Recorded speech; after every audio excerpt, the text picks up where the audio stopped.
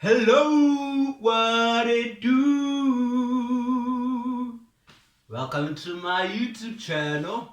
My name is Awakomore. If you don't know, if it's your first time here, welcome to the channel. If you're a returning subscriber, what it do? If you got the notification, hello, what it do? If you're a returning viewer but you haven't subscribed, come on, bro. Do the things that need to be done. There's a red button. Click on it. Say subscribe. Hey, subscribe. And today I'm going to be sharing my testimony. I'm going to start from the beginning. The beginning of but so I'll just be sharing about how I grew up, how I met God, and how I was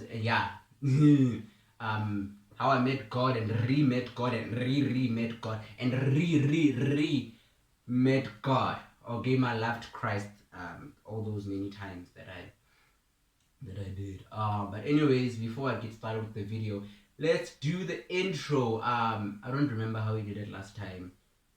So I'm just gonna we'll just, where are we getting it from? Let's just do this. I feel like we did that already, but let's do it.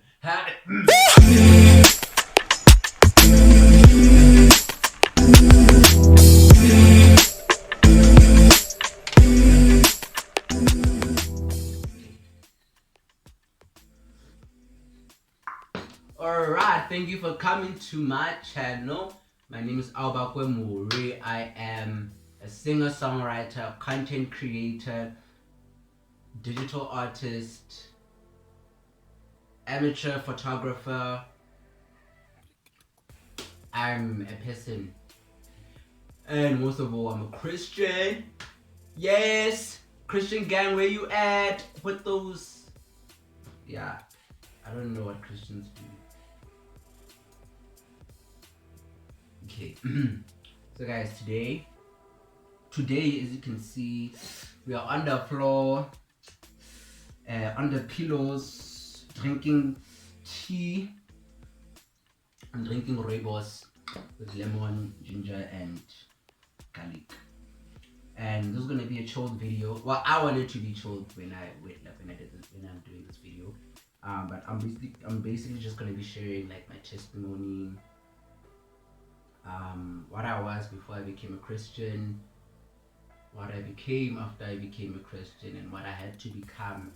Something like that. Like disclaimer before I start. I am not a good storyteller.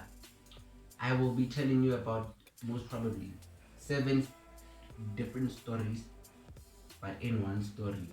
But like at the end, you'll understand how those 7 stories come together.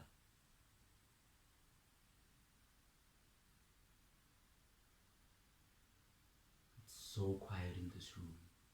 So my mind, I don't know how it works, but when I tell a story, I can't start from the beginning and remember everything. So I'm gonna be jumping back and forth, but hopefully it will make sense, or it will make sense towards the end. Okay, let's go from the beginning.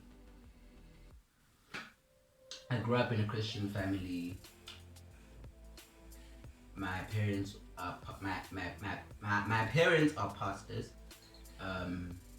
So I grew up in the church. We literally lived at the church back in the day. But so I grew up in a Christian church, so I always knew about God, and I always knew that there's a God, and my parents really love Him. Great, nice, thanks. But so that's just I don't know if that's a side note or a forward or preface. Yes, I know English, but like just so you can get to know. But basically, before I get into the Christian stuff, um, so growing up, like as a kid and in primary school, the 2 things that were like major things in my life were my dark skin and my speech deficiency. I know English me, but like I stutter. I'm a person who stutters. And it can get very bad or it can be like very easy. It depends on the situation. But like when I was younger, it was very bad. Like I could not say a full sentence without stuttering or like hacking or sounding like a scratch disc. So and like it only started being a problem when I was like in grade three. And also another thing in grade three was that I was a smart kid. I was the one who always knew the answers, so I was basically being bullied for those three reasons, or according to what I could process and understand. Um, I was being bullied for those three things. The fact that, I was being bullied. Well, I feel like it was because I was the smart kid, the kid who knew it all. Like when the teacher would ask a question, I'd be like, I know it, I know it, I know it, I know it. And then like so like when they would bully me, it would be a thing of they attacking my me about my dark skin because I was like I had darker skin than everyone, and it wasn't even like racism, it was just colorism basically, because it was majority of majority no like majority of the school was black people. So it was basically colorism, and kids would just bully me because of my dark skin. Yeah, like they would just call me names, and just like it was basically just emotional bullying, and yeah, it was rough. And my stutter, obviously, like I stutter, so they would laugh at me, and it was just it was not a nice it was not my I did not have a good time in primary school. Um, yeah, it was just. And the weird thing was that these people who would bully me was that after for one day they would be bullying me and making fun of me, and the next day they'll be acting like they're my friends, which was so confusing to me because one day you're all up in my face treating me like trash, like proper trash, and then the next day like, hey my friend, I choose my guy type of thing, and I'm just like, bro, you were bullied, like you were doing things to me yesterday. You were like you were pushing me around, laughing at me yesterday, like acting like. So that obviously had its own effect on me mentally, emotionally. I went from being an extrovert to being an introvert, like in primary school. Because I feel like I used to be an extrovert. I used to be out there. I used to be like carefree before primary school. But that's when I started becoming an introvert, because like I started to be withdrawn. Just like escaping from society, or like from human beings, because I felt like nobody liked me. Oh, it would like just people calling me ugly and these names and all these things was just you know untold, because of them switching up like every single day or every now and then. One day they're bullying me, the other day they are acting like they're my friends, acting all friendly. That obviously like twisted the way I saw the world and the way I saw friendships. So I literally did not know how to make friends or like how to interact with other people, because all these people in my life, like everyone around me was just, most of the people around me, not everyone, most of the people around me were bullying me, calling me names. All they did when they saw me was call me names, and then all of a sudden switch up on me and act like they're my friends. And it was a lot. Like it, yeah. So like literally the way I would interact with other people, which like was not healthy at all. As a result, I became a toxic person. For a lack of better words, I'm just gonna use the word toxic because it's the word. There's the only word I can think of. I remember fast forward a couple of years after I left that primary school, I didn't know how to interact with other kids, or other people, in the sense that I didn't know how to make friends, like in general, like normal people. Basically, I don't know. I still don't know how normal people make friends. But for me, in a twisted type of way, it felt like, okay, the only way I can interact with people is by making fun of them, since that's how people that were my friends or who acted like my friends would treat me. So literally, like in this other school I went to, or like not even just in this other school, like when I joined, like when I started being in different activities and like where we would meet people, I literally felt like if I would get close to someone or like actually like vibe with someone, like not vibe, man, like just try and make friends, I thought the only way was to be like mean to them or tease them. So it really affected the way I viewed friendships and stuff. So basically that, like primary school, let's let's go back to primary school. Yeah, so literally I didn't have friends. I had friends in like grade 5. I remember there were people who were nice to me, and they actually like let me chill in their friend group, which was weird. Like, I was surprised. One day I realized, wait a minute, these people haven't made fun of me, and it's like, what's happening? Like, this is weird. Um, my theory is that they were sorry for me, which I totally get. But like at some point, I was just, yo, I don't know. Those times were very dark, guys. Yo, it was very dark.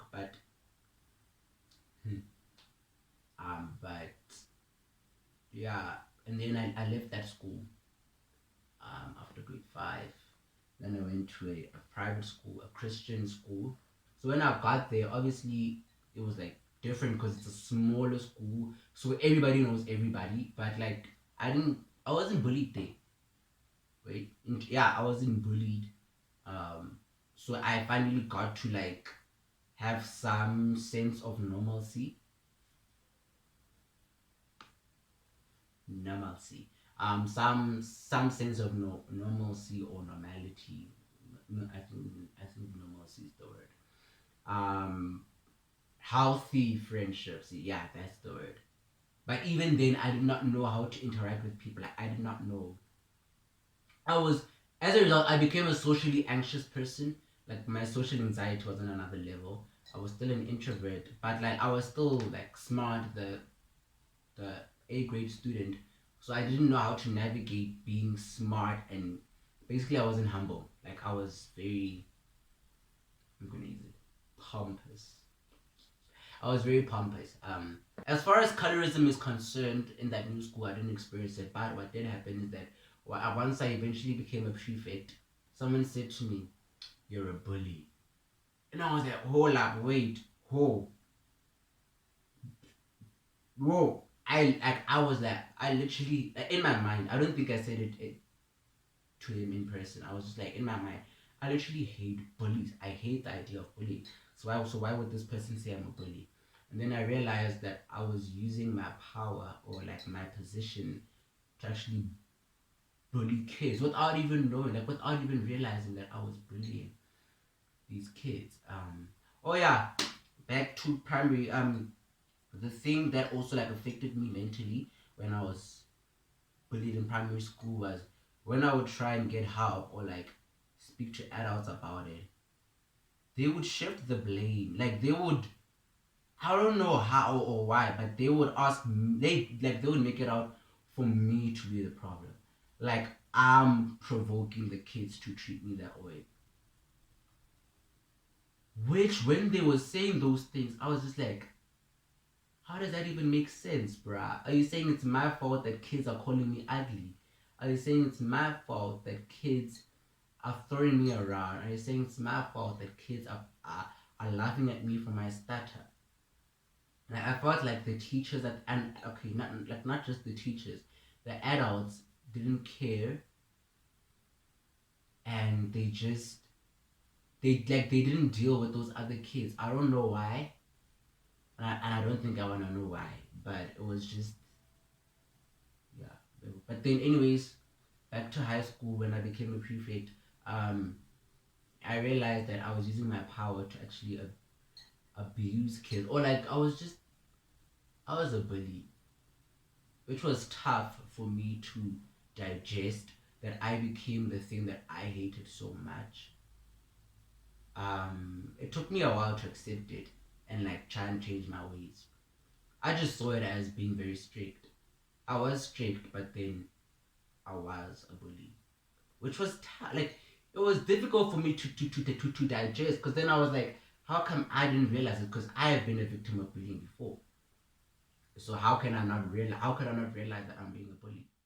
Like this bullying and everything just like basically caused me to,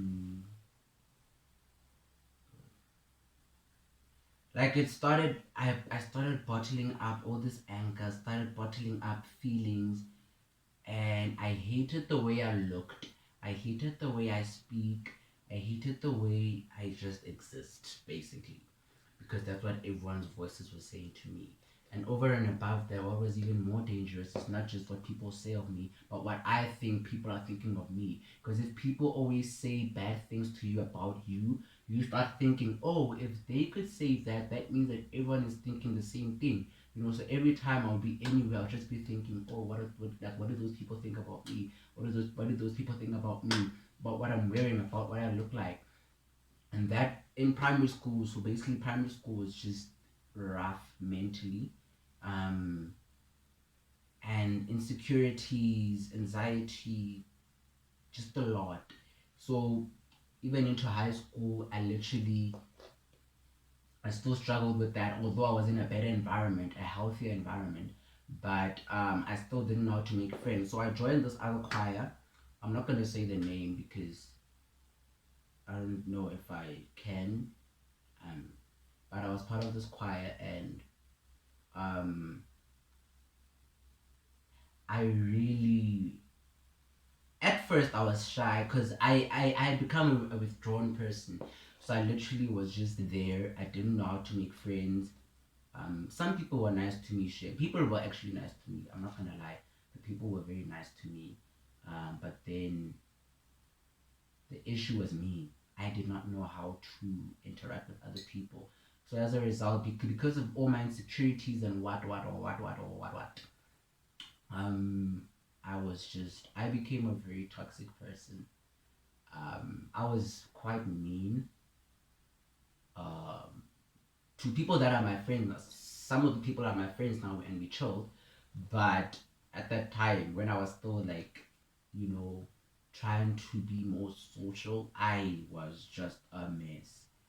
I remember it even came to a point where Sharpa was into this girl. Um, so I shot my shot. Ka WhatsApp. I shot my shot. She rejected me, which makes sense because I didn't even know this girl. Like, she was in the cool people group, or whatever, and I was like at the bottom of the food chain, basically speaking. Um, so I don't know what I was thinking shooting my shot. She rejected me, and then what I did, Stella said, what I did is that I went to her friend, who was also my friend. Like, she was my friend. Like, she was like one of the nicest people to me. She came a year after me, and she was like very nice to me. But then she became friends with the person I was crushing on. And then I was like to her, hey, let's date so that we can make that person jealous. Stupid. Like, that's so stupid. I know, bruh. I know. And then she was just like, and then she obviously told her friend, because they're friends. They're friends, and then obviously when something like that happens, everyone's gonna find out. So everyone found out. Uh, I became the laughing stock of the thing, and obviously with rumors, the rumors spread to a point where they said I asked 3 girls out in one day, or in a short space of time, which wasn't the case. But like, it was really tough. I became like probably the least liked guy. I remember, sure, guys, it was rough. obviously, like when the cool kids don't like someone, everyone is not gonna like someone. So literally, yeah, it was just, and that whole situation. I remember like people that I used to be like cool with, even though I wasn't like friends with anyone, like friends, but people I used to be cool with didn't even look at me anymore. I remember even I'm not gonna say names. It's fine. I'm not gonna say names, because I'm not like that. But like, yeah, and obviously that whole situation also like added on to my whole mental state at the time. I was just like, maybe this thing of me existing like is just not it. I remember I still stayed in that choir, in the choir. The choir is amazing, but like I missed. I did stupid things, and then people didn't like me for like probably like 2 solid years, and it was just a mess. Um, Having to go there every single week. Nobody wanted to talk to you. Like it literally felt like I was back in the primary school. Like all the like the memories started coming back of how people would talk behind my back. Like when you're someone who has been through bullying and people laughing behind your back, like people gossiping about you, you know the signs. Like you see, like you know the body language. I don't know, like I don't know if I'm making sense. Like you know the body language of when people are talking about you or laughing about you, or it's all just in your head. It's either one of the two, because like literally. But sometimes I could even hear them. I don't know if it was on purpose. But I remember this one time it was before a performance. I was chilling by myself because I had no one to chill with, and like the cool kids were or like the and this other group of kids, her friend group was like chilling over there, and they were talking about me, and I could hear them, and I was like, okay, but like for real, like it really affected me mentally, because I didn't have friends, I didn't have anybody. It basically added on to my insecurities, to my depression, anxiety, and fear, and above and beyond and outside that, I I was yo I was in a deep state of depression. I did not want to exist anymore. I remember I even wanted to commit suicide. Like I remember I had the knife in my hand, which is not probably like not the most effective way of suicide, but well, I don't think there's any effective way. But like, yeah, I think what stopped me was the fear of the pain or something like that. But like, I was really like, I was on the verge. I feel like I was on the verge of a nervous breakdown, because there was so many. There was so like the thing with depression. There for me, when depression happens, it doesn't come alone. He brings all his friends. De- Depression comes with insecurities, anxiety, fear. Oh my goodness. Like this uncontrollable fear. Like I don't know what type, like I don't know how to explain this fear.